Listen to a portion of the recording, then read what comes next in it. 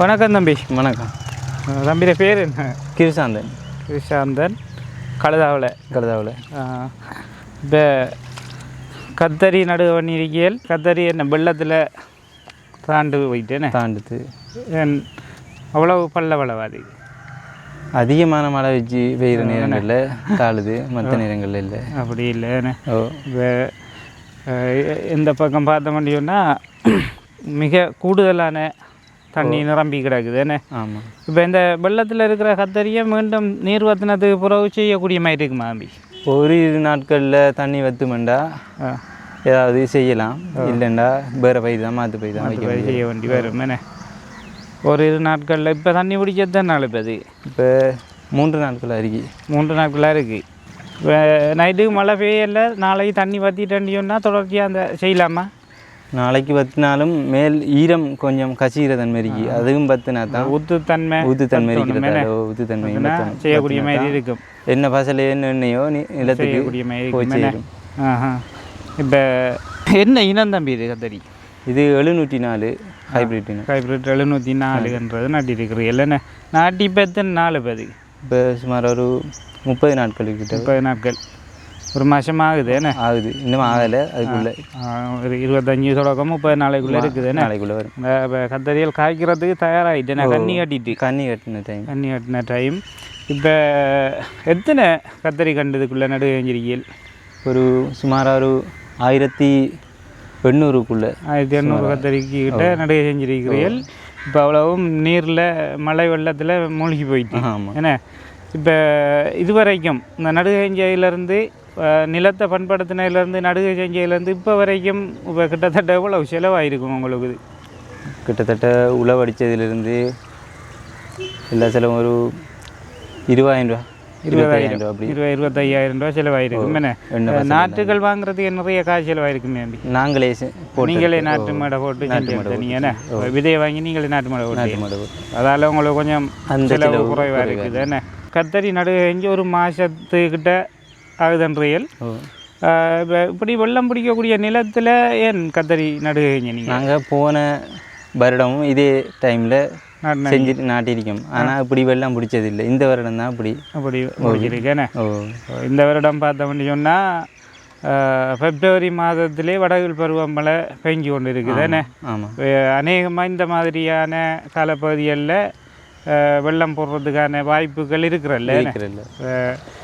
நேரத்துக்கு கொஞ்சம் நாங்கள் முந்தி நடுகை பண்ண முடியும்னா ஓரளவுக்கு முன்னுக்கு விலைக்கு ஆகக்கூடிய மாதிரி இருக்கும். என்ன இது இப்போ பாரிய ஒரு நஷ்டத்தையும் பொருளாதார ரீதியாக ஒரு இப்போதைக்கு செலவு போன பணம் என்று பார்க்கக்குள்ளது ஒரு சிறிய பணமாக இருந்தாலும் உங்களோட இந்த ஒரு வருடத்துக்கான தொழில் ஒன்று பாதிப்புக்குள்ளாகுது. ஏன்னா அதுக்கு என்ன மாற்றுடா என்ன செய்கிறப்ப?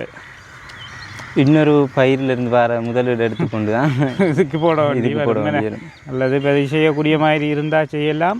ஆனால் செய்யலாம்ன்ற நம்பிக்கை இருக்குது உங்களுக்கு? மழை இதோட நின்றா செய்யக்கூடிய மாதிரி இருக்குமா? ஆமாம், நம்பிக்கை இருக்கு. என்ன இப்போ வேறு இடத்துலையும் பயிர் செய்திருக்கும். அப்போ நான் அந்த பயிரில் வர லாபத்துகள் எடுத்துக்கொண்டு இந்த பயிரில் எதுவும் செய்யக்கூடிய மாதிரி இருக்கும். என்ன இப்போ நம்மளோட கழுதாவளையை பார்த்தேன்னு சொன்னால் திடீரென்று இந்த வடகிழ் பருவப்பெயர்ச்சி மழையோட சம்பந்தப்பட்ட ஒரு தாளமுக்க நிலை காரணமாக இப்போ 3-4 நாட்களாக தொடர்ச்சியாக மழை பெய்து கொண்டு இருக்குது.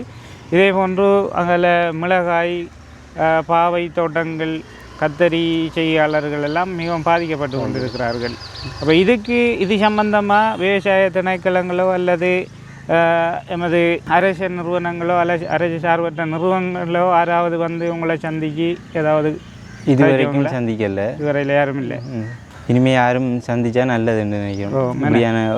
இப்படியான சூழ்நிலையில் தான் அவங்களோட உதவிகள் தேவைப்படும்.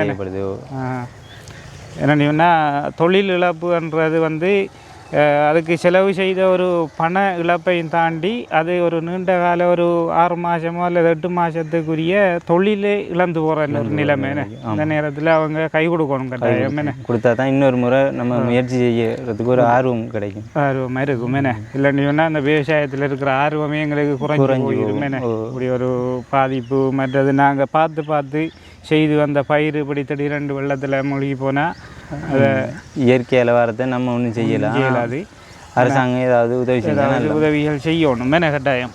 அப்போ இதை வந்து நீங்கள் யார்கிட்டையாவது அறிவிக்கிறீங்களா? இப்போ இல்லை, அறிவிக்கலை. இன்றைக்கு ஒரு ஃபோட்டோ எடுத்தது தானே பார்க்க போனேன், காணல. இன்றைக்கு நாளைக்கு அப்படி சந்திச்சா அவங்ககிட்ட சொல்லணும் மேனே. கிராம சேவரோட சந்திக்கு இதை நீங்கள் கட்டாயம் அறிவிக்கணும் மேனே.